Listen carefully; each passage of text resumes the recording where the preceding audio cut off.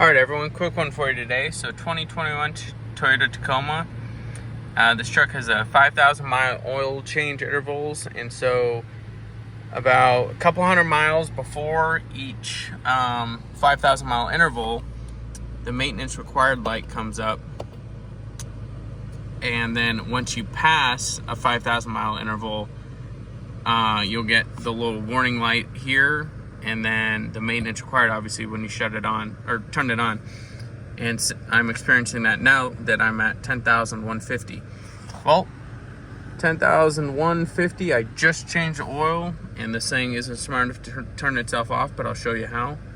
First, to clear that, you can hit the back arrow here. It goes away, and that orange triangle up there, that comes on with that one as well. So, and then you just arrow over to this where you got these things, settings, hit OK, scroll down, maintenance reset, hit OK, reset the maintenance reminder, yes, maintenance reset complete. No need to go to the dealership, hopefully ever. It's a quick one.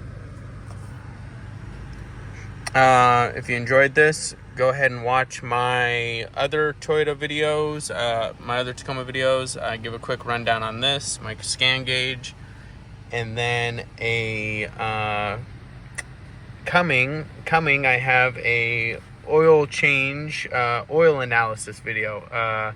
It's a few weeks out because I did the oil change today, and I need to wait to get the oil test results back. But that one's coming. That one's going to be very interesting because I only have 10,150 miles on the truck, and so hopefully there's only good things to see, but I think that'll be super interesting results either way. Thanks for watching.